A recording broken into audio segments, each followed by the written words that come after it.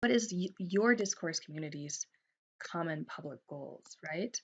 Um, what 3 types of communication practices can you find that are common in the academic discourse community?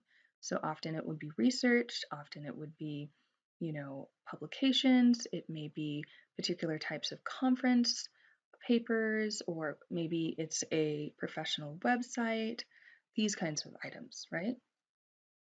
A list of types of participatory mechanisms or venues where members publish and share their information. And so if you interview the librarian, you can say, what are the top database systems that my field uses? What are the top journals that my field publishes in? Are there other additional resources out there where people share information? That would get you the types of participatory mechanisms for this point that you need to find out.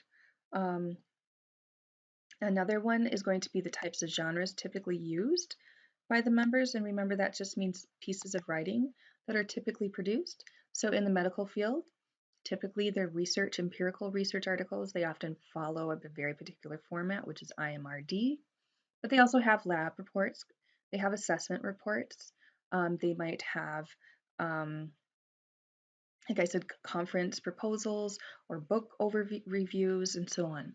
So what kind of genres, what types of written kind of communication is used and produced in the academic context of this discourse community? And then some types of major topics that are used and produced within your discourse community. Again, if you're interviewing your librarian, the librarian will be able to answer some of those questions for you. But you might have to also just look online and say, for instance, say if you're very interested in radiology, what are some top research topics floating around out there right now? What's the big new thing that people are talking about and researching?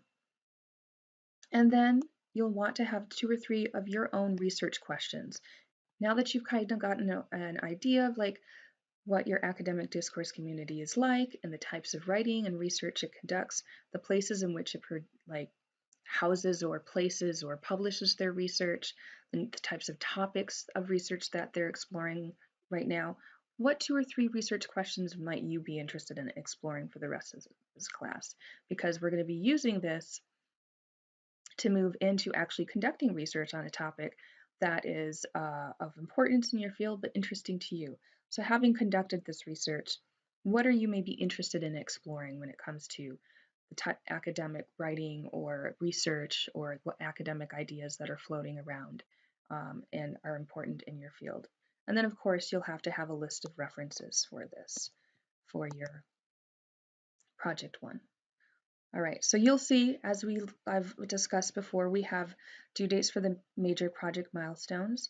So the first is going to be to develop some research plans and questions for your interview.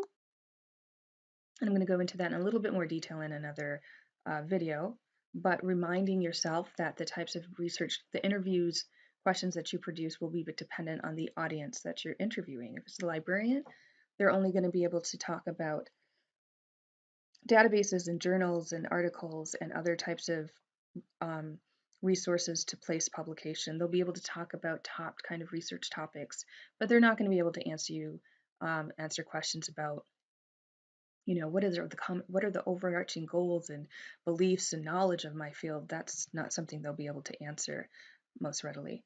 You'll have to send a formal email to the individual that you're hoping to interview. So if it's your advisor, you're obviously going to have to set up an interview time.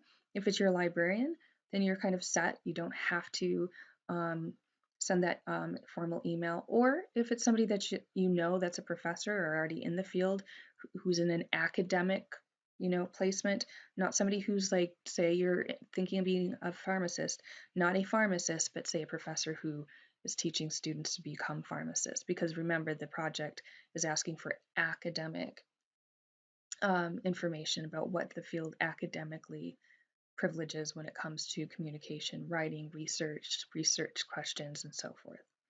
All right. Week 2, we're going to go over and review the CRAP and Design handout, which is essentially a handout that kind of talks about online portfolios or online design, because we're going to have an online website um, using either some kind of free blog, or if you have a WordPress or whatever you might want. And we'll be looking at Miller's genre social action, which simply will be talking about how pieces of writing is always housing within it very particular belief systems, very particular actions that are required to engage within, and so forth. So then for week 2, you'll be submitting a general template of your website. So that means that you'll have to have a general outline and kind of format where you've got pages set up for the, the projects 1 through 4 in the class, as well as some kind of sub pages for, say, project 1, where you house the interview questions and your responses, and any work that leads up to the final draft of the assignment. And we'll have a video on that one as well. And we have some examples of student websites from the past. And then week 3, we will have our peer review, in which you'll have pre-assigned peers' papers to respond to. And then the final project will be due on the 26th. All right, so you'll also see obviously listed are all the readings for this project, and then the rubric for the final draft.